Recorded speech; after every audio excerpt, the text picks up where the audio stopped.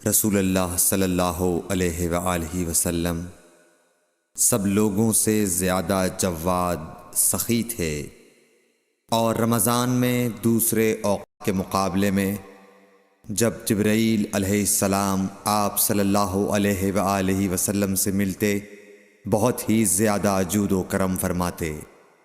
جبرائیل علیہ السلام رمضان کی ہر رات میں آپ صلی اللہ علیہ وآلہ وسلم سے ملاقات کرتے اور آپ کے ساتھ قرآن کا دورہ کرتے۔ غرض حضرت صلی اللہ علیہ وآلہ وسلم لوگوں کو بھلائی پہنچانے میں بارش لانے والی ہوا سے بھی زیادہ جود و کرم فرمایا کرتے تھے۔ صحیح بخاری حدیث نمبر 6۔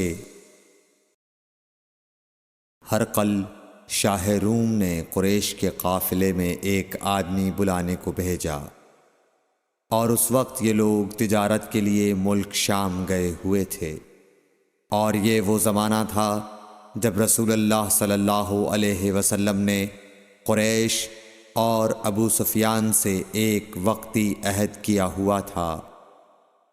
جب ابو سفیان اور دوسرے لوگ ہرقل کے پاس ایلیا پہنچے جہاں ہرقل نے دربار طلب کیا تھا، اس کے گرد روم کے بڑے بڑے لوگ، علماء، وزراء و امراء بیٹھے ہوئے تھے۔ ہرقل نے ان کو اور اپنے ترجمان کو بلوایا، پھر ان سے پوچھا کہ تم میں سے کون شخص مدعی رسالت کا زیادہ قریبی عزیز ہے؟ ابو سفیان کہتے ہیں کہ میں بول اٹھا کہ میں اس کا سب سے زیادہ قریبی رشتہ دار ہوں۔ یہ سن کر ہرقل نے حکم دیا کہ اس ابو سفیان کو میرے قریب لا کر بٹھاؤ اور اس کے ساتھیوں کو اس کی پیٹھ کے پیچھے بٹھا دو۔ پھر اپنے ترجمان سے کہا کہ ان لوگوں سے کہہ دو کہ میں ابو سفیان سے اس شخص یعنی محمد صلی اللہ علیہ وسلم کے حالات پوچھتا ہوں، اگر یہ مجھ سے کسی بات میں جھوٹ بول دے تو تم اس کا جھوٹ ظاہر کر دینا۔ ابو سفیان کا قول ہے کہ خدا کی قسم اگر مجھے یہ غیرت نہ آتی کہ یہ لوگ مجھ کو جھٹلائیں گے تو میں آپ صلی اللہ علیہ وسلم کی نسبت ضرور غلط گوئی سے کام لیتا۔ خیر، پہلی بات جو ہرقل نے مجھ سے پوچھی وہ یہ کہ اس شخص کا خاندان تم لوگوں میں کیسا ہے؟ میں نے کہا وہ تو بڑے اونچے عالی نسب والے ہیں۔ کہنے لگا اس سے پہلے بھی کسی نے تم لوگوں میں ایسی بات کہی تھی؟ میں نے کہا نہیں۔ کہنے لگا اچھا اس کے بڑوں میں کوئی بادشاہ ہوا ہے؟ میں نے کہا نہیں۔ پھر اس نے کہا بڑے لوگوں نے اس کی پیروی اختیار کی ہے یا کمزوروں نے؟ میں نے کہا نہیں، کمزوروں نے۔ پھر کہنے لگا اس کے تابعدار روز بڑھتے جاتے ہیں یا کوئی ساتھی پھر بھی جاتا ہے؟ میں نے کہا نہیں۔ کہنے لگا کیا اپنے اس دعوی نبوت سے پہلے کبھی کسی بھی موقع پر اس نے جھوٹ بولا ہے؟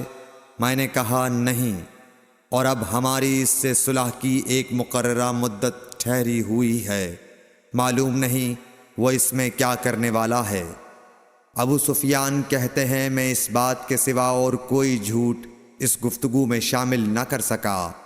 ہرقل نے کہا کیا تمہاری اس سے کبھی لڑائی بھی ہوئی ہے؟ ہم نے کہا کہ ہاں۔ بولا پھر تمہاری اور اس کی جنگ کا کیا حال ہوتا ہے؟ میں نے کہا لڑائی ڈول کی طرح ہے، کبھی وہ ہم سے میدان جنگ جیت لیتے ہیں اور کبھی ہم ان سے جیت لیتے ہیں۔ ہرقل نے پوچھا وہ تمہیں کس بات کا حکم دیتا ہے؟ میں نے کہا وہ کہتا ہے کہ صرف ایک اللہ ہی کی عبادت کرو، اس کا کسی کو شریک نہ بناؤ، اور اپنے باپ دادا کی شرک کی باتیں چھوڑ دو، اور ہمیں نماز پڑھنے، سچ بولنے، پرہیزگاری اور صلہ رحمی کا حکم دیتا ہے۔ یہ سب سن کر پھر ہرقل نے اپنے ترجمان سے کہا کہ ابو سفیان سے کہہ دے کہ میں نے تم سے اس کا نسب پوچھا تو تم نے کہا کہ وہ ہم سے عالی نسب ہے، اور پیغمبر اپنی قوم میں عالی نسب ہی بھیجے جایا کرتے ہیں۔ میں نے تم سے پوچھا کہ دعوی نبوت کی یہ بات تمہارے اندر اس سے پہلے کسی اور نے بھی کہی تھی تو تم نے جواب دیا کہ نہیں۔ تب میں نے اپنے دل میں کہا کہ اگر یہ بات اس سے پہلے کسی اور نے کہی ہوتی تو میں سمجھتا کہ اس شخص نے بھی اسی بات کی تقلید کی ہے جو پہلے کہی جا چکی ہے۔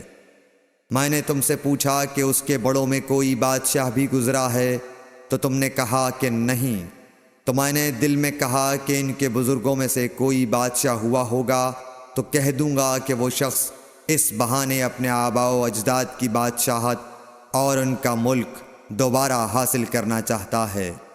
اور میں نے تم سے پوچھا کہ اس بات کے کہنے یعنی پیغمبری کا دعویٰ کرنے سے پہلے تم نے کبھی اس کو دروغ گوئی کا الزام لگایا ہے؟ تم نے کہا کہ نہیں۔ تو میں نے سمجھ لیا کہ جو شخص آدمیوں کے ساتھ دروغ گوئی سے بچے وہ اللہ کے بارے میں کیسے جھوٹی بات کہہ سکتا ہے۔ اور میں نے تم سے پوچھا کہ بڑے لوگ اس کے پیرو ہوتے ہیں یا کمزور آدمی؟ تم نے کہا کمزوروں نے اس کی اتباع کی ہے۔ تو دراصل یہی لوگ پیغمبروں کے متبعین ہوتے ہیں۔ اور میں نے تم سے پوچھا کہ اس کے ساتھی بڑھ رہے ہیں یا کم ہو رہے ہیں؟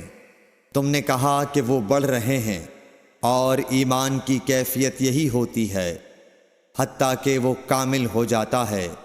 اور میں نے تم سے پوچھا کہ آیا کوئی شخص اس کے دین سے ناخوش ہو کر مرتد بھی ہو جاتا ہے؟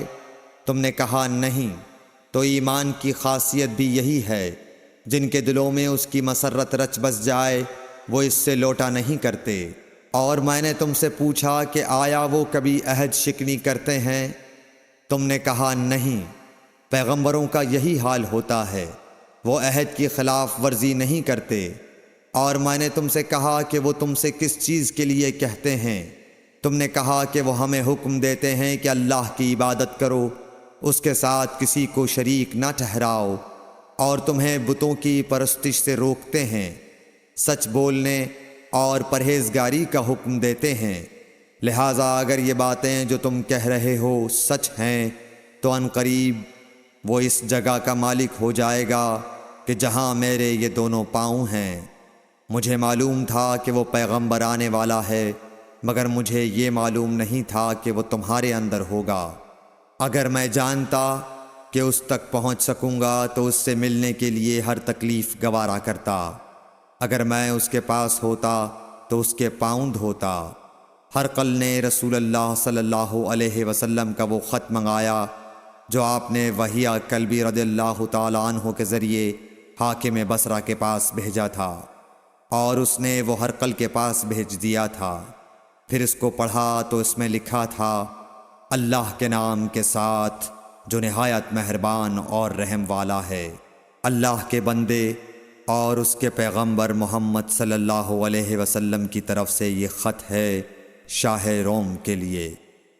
اس شخص پر سلام ہو جو ہدایت کی پیروی کرے۔ اس کے بعد میں آپ کے سامنے دعوت اسلام پیش کرتا ہوں۔ اگر آپ اسلام لے آئیں گے تو دین و دنیا میں سلامتی نصیب ہوگی، اللہ آپ کو دوہرا ثواب دے گا، اور اگر آپ میری دعوت سے روگردانی کریں گے تو آپ کی رعایا کا گناہ بھی آپ ہی پر ہوگا۔ اور اے اہل کتاب، ایک ایسی بات پر آ جاؤ جو ہمارے اور تمہارے درمیان یکساں ہے، وہ یہ کہ ہم اللہ کے سوا کسی کی عبادت نہ کریں اور کسی کو اس کا شریک نہ ٹھہرائیں، اور نہ ہم میں سے کوئی کسی کو خدا کے سوا اپنا رب بنائے۔ پھر اگر وہ اہل کتاب اس کتاب سے منہ پھیر لیں تو مسلمانوں، تم ان سے کہہ دو کہ تم مانو یا نہ مانو، ہم ایک خدا کے اطاعت گزار ہیں۔ ابو سفیان کہتے ہیں، جب ہرقل نے جو کچھ کہنا تھا کہہ دیا اور خط پڑھ کر فارغ ہوا تو اس کے ارد گرد بہت شور و غوغا ہوا، بہت سی آوازیں اٹھیں اور ہمیں باہر نکال دیا گیا۔ تب میں نے اپنے ساتھیوں سے کہا کہ ابو کبشہ کے بیٹے حضرت صلی اللہ علیہ وسلم کا معاملہ تو بہت بڑھ گیا۔ دیکھو تو اس سے بنی اصفر روم کا بادشاہ بھی ڈرتا ہے۔ مجھے اس وقت سے اس بات کا یقین ہو گیا کہ حضور صلی اللہ علیہ وسلم ان قریب غالب ہو کر رہیں گے، حتیٰ کہ اللہ نے مجھے مسلمان کر دیا۔ راوی کا بیان ہے کہ ابن ناطور ایلیا کا حاکم ہرقل کا مصاحب اور شام کے نصارہ کا لاٹ پادری بیان کرتا تھا کہ ہرقل جب ایلیا آیا ایک دن صبح کو پریشان اٹھا تو اس کے درباریوں نے دریافت کیا کہ آج ہم آپ کی حالت بدلی ہوئی پاتے ہیں، کیا وجہ ہے؟ ابن ناطور کا بیان ہے کہ ہرقل نجومی تھا، علم نجوم میں وہ پوری مہارت رکھتا تھا۔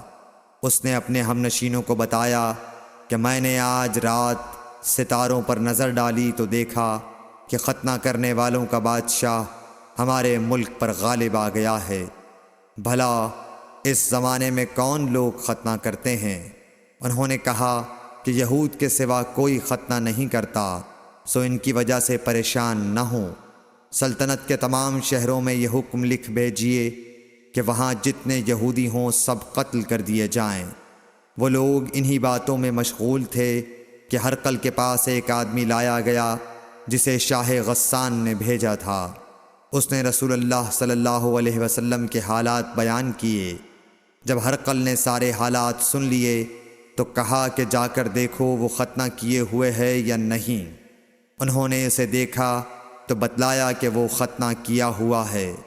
ہرقل نے جب اس شخص سے عرب کے بارے میں پوچھا تو اس نے بتلایا کہ وہ ختنہ کرتے ہیں۔